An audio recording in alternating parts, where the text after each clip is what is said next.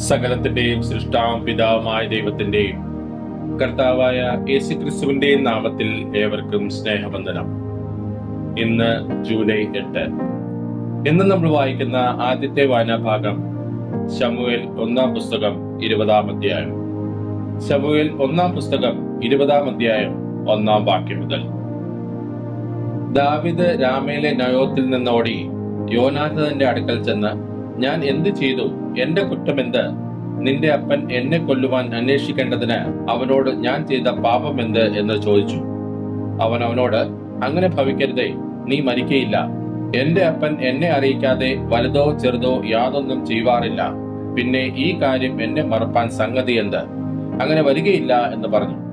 ദാവീദ് പിന്നെയും അവനോട്, എന്നോട് നിനക്ക് പ്രിയമാകുന്നുവെന്ന് നിന്റെ അപ്പൻ നല്ലവണ്ണം അറിയുകയാൽ യോനാഥാൻ ദുഃഖിക്കാതിരിക്കേണ്ടതിന് അവൻ ഇത് ഗ്രഹിക്കരുത് എന്ന് അവൻ വിചാരിക്കുന്നു. എന്നാൽ യഹോവയാണ്, നിന്നാണ് എനിക്കും മരണത്തിനും മധ്യേ ഒരടി അകലം മാത്രമേ ഉള്ളൂ എന്ന് സത്യം ചെയ്തു പറഞ്ഞു.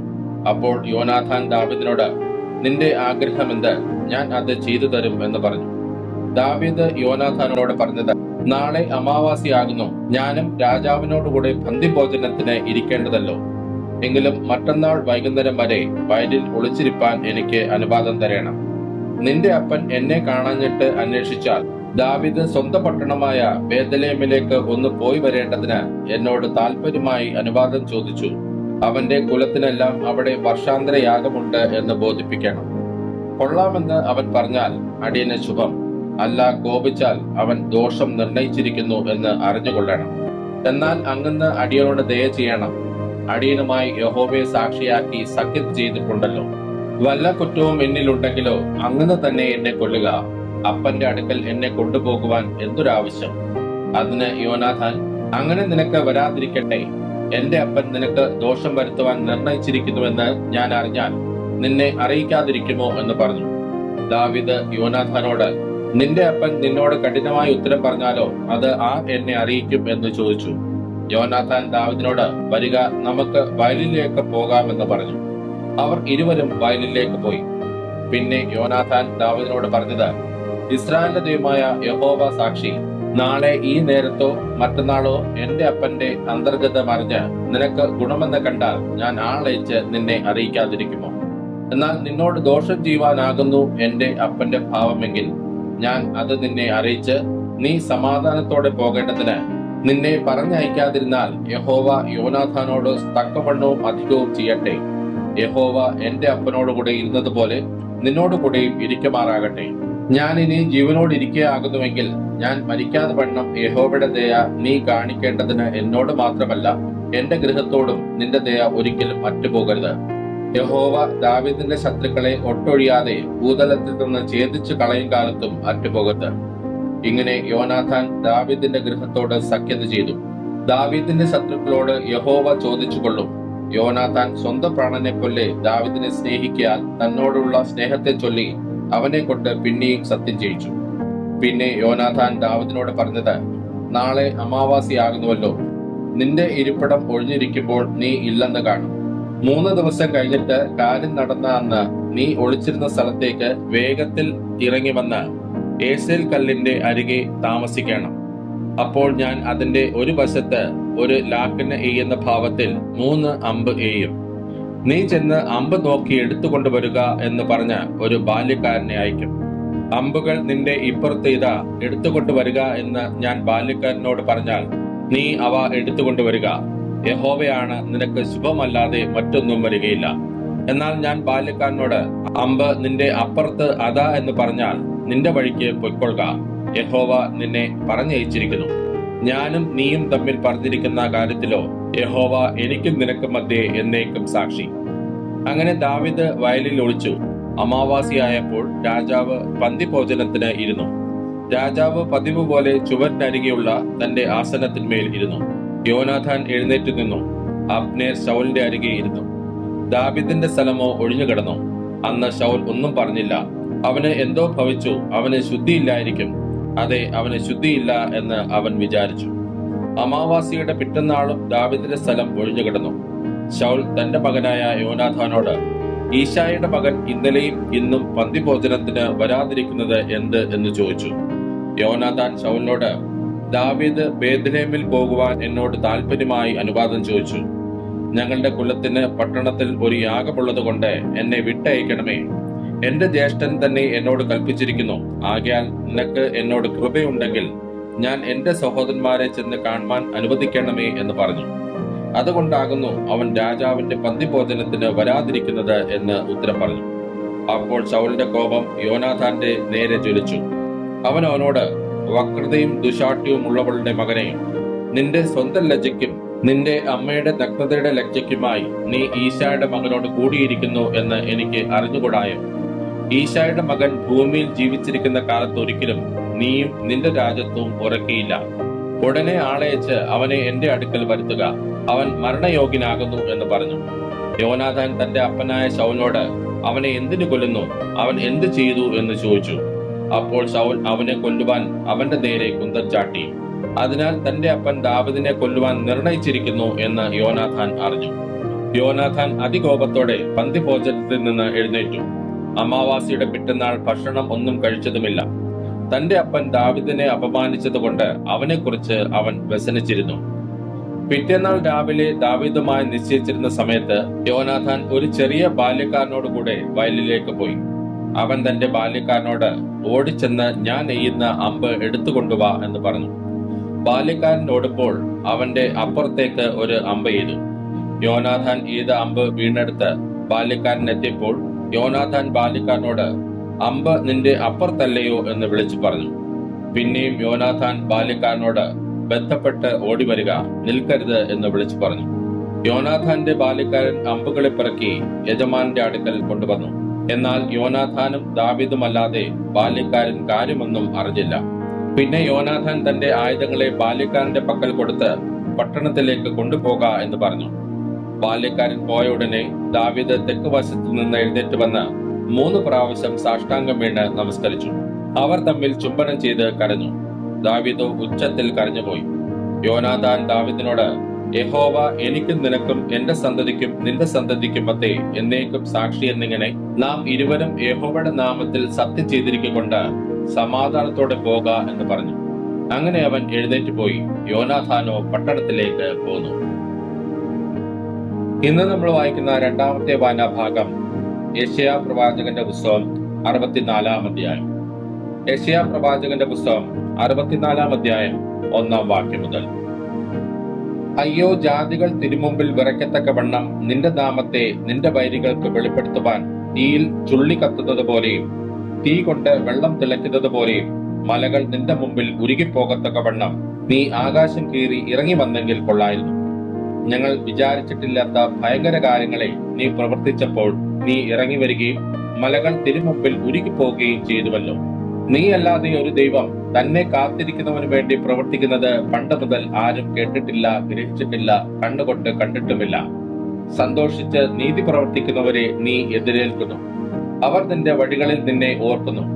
നീ കോപിച്ചപ്പോൾ ഞങ്ങൾ പാപത്തിൽ അകപ്പെട്ടു. ഇതിൽ ഞങ്ങൾ ബഹുകാലം കഴിച്ചു.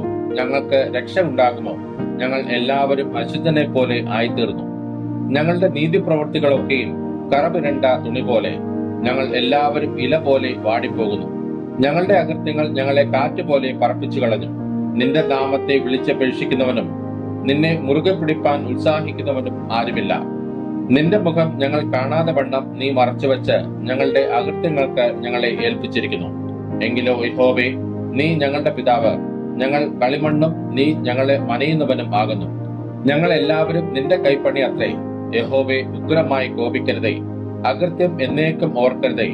അയ്യോ, കടാക്ഷിക്കണമേ, ഞങ്ങൾ എല്ലാവരും നിന്റെ ജനമല്ലോ. നിന്റെ വിശുദ്ധ നഗരങ്ങൾ ഒരു മരുഭൂമിയായിരിക്കുന്നു. സിയോൻ മരുഭൂമിയും യെരുശലേം നിർജ്ജന പ്രദേശവും ആയിത്തീർന്നിരിക്കുന്നു. ഞങ്ങളുടെ പിതാക്കന്മാർ നിന്നെ സ്തുതിച്ചു പോന്നിരുന്നതായി വിശുദ്ധിയും ഭംഗിയുമുള്ള ഞങ്ങളുടെ ആലയം തീക്ക് ഇരയായി തീർന്നു. ഞങ്ങൾക്ക് മനോഹരമായിരുന്നതൊക്കെയും ശൂന്യമായി കിടക്കുന്നു. യഹോവേ, നീ ഇത് കണ്ട് അടങ്ങിയിരിക്കുമോ? നീ മിണ്ടാതിരുന്ന് ഞങ്ങളെ അതികഠിനമായി ക്ലേശിപ്പിക്കുമോ? ഇന്ന് നമ്മൾ വായിക്കുന്ന 3-ാമത്തെ വായനാഭാഗം മത്തായി എഴുതിയ സുവിശേഷം 9-ാം അധ്യായം. മത്തായി എഴുതിയ സുവിശേഷം 9-ാം അധ്യായം 1-ാം വാക്യം മുതൽ. അവൻ പടകിൽ കയറി ഇക്കരയ്ക്ക് കടന്ന് സ്വന്തം പട്ടണത്തിൽ എത്തി. അവിടെ ചിലർ കിടക്കമേൽ കിടക്കുന്ന ഒരു പക്ഷപാതക്കാരനെ അവന്റെ അടുക്കൽ കൊണ്ടുവന്നു. യേശു അവരുടെ വിശ്വാസം കണ്ട് പക്ഷപാതക്കാരനോട്, മകനെ, ധൈര്യമായിരിക്ക, നിന്റെ പാപങ്ങൾ മോചിച്ചു തന്നിരിക്കുന്നു എന്ന് പറഞ്ഞു. എന്നാൽ ശാസ്ത്രിമാരിൽ ചിലർ, ഇവൻ ദൈവദൂഷണം പറയുന്നു എന്ന് ഉള്ളം കൊണ്ട് പറഞ്ഞു. യേശുവോ അവരുടെ നിരൂപണം ഗ്രഹിച്ച്, നിങ്ങൾ ഹൃദയത്തിൽ ദോഷം നിരൂപിക്കുന്നത് എന്ത്? നിന്റെ പാപങ്ങൾ മോചിച്ചു തന്നിരിക്കുന്നു എന്ന് പറയുന്നതോ എഴുന്നേറ്റ് നടക്ക എന്ന് പറയുന്നതോ ഏതാകുന്നു എളുപ്പം എന്ന് ചോദിച്ചു. എങ്കിലും ഭൂമിയിൽ പാപങ്ങളെ മോചിപ്പാൻ മനുഷ്യപുത്രന് അധികാരമുണ്ട് എന്ന് നിങ്ങൾ അറിയേണ്ടതിന് അവൻ പക്ഷപാതക്കാരനോട്, എഴുന്നേറ്റ് കിടക്ക എടുത്ത് വീട്ടിൽ പോക എന്ന് പറഞ്ഞു. അവൻ എഴുന്നേറ്റ് വീട്ടിൽ പോയി. പുരുഷാരം അത് കണ്ട് ഭയപ്പെട്ടു. മനുഷ്യർക്ക് ഇങ്ങനെയുള്ള അധികാരം കൊടുത്ത ദൈവത്തെ മഹത്വപ്പെടുത്തി. യേശു അവിടെ നിന്ന് പോകുമ്പോൾ മത്തായി എന്നു പേരുള്ള ഒരു മനുഷ്യൻ ചുങ്കസ്ഥലത്ത് ഇരിക്കുന്നത് കണ്ടു. എന്നെ അനുഗമിക്ക എന്ന് അവനോട് പറഞ്ഞു. അവൻ എഴുന്നേറ്റ് അവനെ അനുഗമിച്ചു. അവൻ വീട്ടിൽ ഭക്ഷണത്തിനിരിക്കുമ്പോൾ വളരെ ചുങ്കക്കാരും പാപികളും വന്ന് യേശുവിനോടും അവന്റെ ശിഷ്യന്മാരോടും കൂടെ പന്തിയിലിരുന്നു. പരീശന്മാർ അത് കണ്ട് അവന്റെ ശിഷ്യന്മാരോട്, നിങ്ങളുടെ ഗുരു ചുങ്കക്കാരോടും പാപികളോടും കൂടെ ഭക്ഷിക്കുന്നത് എന്ത് എന്ന് ചോദിച്ചു. യേശു അത് കേട്ടാറേ, ദീനക്കാർക്കല്ലാതെ സൗഖ്യമുള്ളവർക്ക് വൈദ്യനെ കൊണ്ട് ആവശ്യമില്ല. യാഗത്തിലല്ല കരുണയിൽ അത്രേ ഞാൻ പ്രസാദിക്കുന്നു എന്നുള്ളത് എന്ത് എന്ന് പോയി പഠിപ്പീൻ. ഞാൻ നീതിമാന്മാരെ അല്ല പാപികളെ അത്രേ വിളിപ്പാൻ വന്നത് എന്ന് പറഞ്ഞു. യോഹന്നാന്റെ ശിഷ്യന്മാർ അവന്റെ അടുക്കൽ വന്ന്, ഞങ്ങളും പരീശന്മാരും വളരെ ഉപവസിക്കുന്നു, നിന്റെ ശിഷ്യന്മാർ ഉപവസിക്കാത്തത് എന്ത് എന്ന് ചോദിച്ചു. യേശു അവരോട് പറഞ്ഞത്, മണവാളൻ കൂടെയുള്ളപ്പോൾ തോഴ്മക്കാർക്ക് ദുഃഖിപ്പാൻ കഴിയുകയില്ല. മണവാളൻ പിരിഞ്ഞു പോകേണ്ടത് നാൾ വരും, അന്ന് അവർ ഉപവസിക്കും. തോടിത്തുണിക്കണ്ടം ആരും പഴയ വസ്ത്രത്തിൽ ചേർത്ത് തുന്നുമാറില്ല. തുന്നിച്ചേർത്താൽ അതുകൊണ്ട് വസ്ത്രം കീറും, ചീന്തൽ ഏറ്റവും വലുതായി തീരും. പുതുവീഞ്ഞ് പഴയ തുരുത്തിൽ പകരുമാറുമില്ല. പകർന്നാൽ തുരുത്തി പൊളിഞ്ഞ് വീഞ്ഞ് ഒഴുകിപ്പോകും, തുരുത്തിയും നശിച്ചുപോകും. പുതുവീഞ്ഞ് പുതിയ തുരുത്തിയിലെ പകർന്നു വെക്കുകയുള്ളൂ. അങ്ങനെ രണ്ടും ഭദ്രമായിരിക്കും. അവൻ ഇങ്ങനെ അവരോട് സംസാരിച്ചു കൊണ്ടിരിക്കുമ്പോൾ ഒരു പ്രമാണി വന്ന് അവനെ നമസ്കരിച്ചു. എന്റെ മകൾ ഇപ്പോൾ തന്നെ കഴിഞ്ഞുപോയി, എങ്കിലും നീ വന്ന് അവളുടെ മേൽ കൈവച്ചാൽ അവൾ ജീവിക്കും എന്ന് പറഞ്ഞു. യേശു എഴുന്നേറ്റ് ശിഷ്യന്മാരുമായി അവന്റെ കൂടെ ചെന്നു. അന്ന് 12 സംവത്സരമായിട്ട് രക്തസ്രവമുള്ള ഒരു സ്ത്രീ അവന്റെ വസ്ത്രം മാത്രം ഒന്ന് തൊട്ടാൽ എനിക്ക് സൗഖ്യം വരുമെന്ന് ഉള്ളം കൊണ്ട് പറഞ്ഞ് പിറകിൽ വന്ന് അവന്റെ വസ്ത്രത്തിന്റെ തൊങ്ങൽ തൊട്ടു. യേശു തിരിഞ്ഞ് അവളെ കണ്ടപ്പോൾ, മകളെ, ധൈര്യപ്പെടുക, നിന്റെ വിശ്വാസം നിന്നെ രക്ഷിച്ചു എന്ന് പറഞ്ഞു. ആ നാഴിക മുതൽ സ്ത്രീക്ക് സൗഖ്യം വന്നു. പിന്നെ യേശു പ്രമാണിയുടെ വീട്ടിൽ കടന്ന് കുഴലൂതുന്നവരെയും ആരാവാര കൂട്ടത്തെയും കണ്ടിട്ട്, മാറിപ്പോകുവിൻ, ബാല മരിച്ചില്ലല്ലോ, ഉറങ്ങുന്നതത്രേ എന്ന് പറഞ്ഞു. അവരോ അവനെ പരിഹസിച്ചു. അവൻ പുരുഷാരത്തെ പുറത്താക്കി അകത്ത് കടന്ന് ബാലയുടെ കൈക്ക് പിടിച്ചു. ബാല എഴുന്നേറ്റു. ഈ വർത്തമാനം ആ ദേശത്തൊക്കെയും പരന്നു. യേശു അവിടെ നിന്ന് പോകുമ്പോൾ 2 കുരുടന്മാർ, ദാവീദ് പുത്ര, ഞങ്ങളോട് കരുണ തോന്നണമേ എന്ന് നിലവിളിച്ചുകൊണ്ട് പിന്തുടർന്നു. അവൻ വീട്ടിലെത്തിയപ്പോൾ കുരുടന്മാർ അവന്റെ അടുക്കൽ വന്നു. ഇത് ചെയ്യുവാൻ എനിക്ക് കഴിയും എന്ന് വിശ്വസിക്കുന്നുവോ എന്ന് യേശു ചോദിച്ചതിന്, ഉവ്വ് കർത്താവേ എന്ന് അവർ പറഞ്ഞു. അവൻ അവരുടെ കണ്ണു തൊട്ടു. നിങ്ങളുടെ വിശ്വാസം പോലെ നിങ്ങൾക്ക് ഭവിക്കട്ടെ എന്ന് പറഞ്ഞു. ഉടനെ അവരുടെ കണ്ണു തുറന്നു. പിന്നെ യേശു, നോക്കുവിൻ, ആരും അറിയരുത് എന്ന് അമർച്ചയായി കൽപ്പിച്ചു. അവരോ പുറപ്പെട്ട് ആ ദേശത്തിലൊക്കെയും അവന്റെ സ്തുതിയെ പരത്തി. അവർ പോകുമ്പോൾ ചിലർ ഭൂതഗ്രസ്തനായ ഒരു ഊമനെ അവന്റെ അടുക്കൽ കൊണ്ടുവന്നു. അവൻ ഭൂതത്തെ പുറത്താക്കിയ ശേഷം ഊമൻ സംസാരിച്ചു. ഇസ്രായേലിൽ ഇങ്ങനെ ഒരു നാളും കണ്ടിട്ടില്ല എന്ന് പുരുഷാരം അതിശയിച്ചു. പരീശന്മാരോ, ഇവൻ ഭൂതങ്ങളുടെ തലവനെ കൊണ്ട് ഭൂതങ്ങളെ പുറത്താക്കുന്നു എന്ന് പറഞ്ഞു. യേശു പട്ടണം തോറും ഗ്രാമം തോറും സഞ്ചരിച്ച് അവരുടെ പള്ളികളിൽ ഉപദേശിച്ച് രാജ്യത്തിന്റെ സുവിശേഷം പ്രസംഗിക്കുകയും സകലവിധ ദീനവും വ്യാധിയും സൗഖ്യമാക്കുകയും ചെയ്തു. അവൻ പുരുഷാരത്തെ ഇടയനില്ലാത്ത ആടുകളെ പോലെ കുഴഞ്ഞവരും ചിന്നിയവരുമായി കണ്ടിട്ട് അവരെ കുറിച്ച് മനസ്സലിഞ്ഞ് തന്റെ ശിഷ്യന്മാരോട്, കൊയ്ത്ത് വളരെയുണ്ട് സത്യം, വേലക്കാരോ ചുരുക്കം. ആകയാൽ കൊയ്ത്തിന്റെ യജമാനനോട് കൊയ്ത്തിലേക്ക് വേലക്കാരെ അയക്കേണ്ടതിന് യാചിപ്പിൻ എന്ന് പറഞ്ഞു. ഇന്ന് നമ്മൾ വായിച്ചു കേട്ട ഈ വേദഭാഗങ്ങളാൽ പിതാവായ ദൈവത്തിൽ നിന്നും കർത്താവായ ക്രിസ്തുയേശുവിൽ നിന്നും ഏവർക്കും കൃപയും കനിവും സമാധാനവും ഉണ്ടാകട്ടെ. ആമേൻ.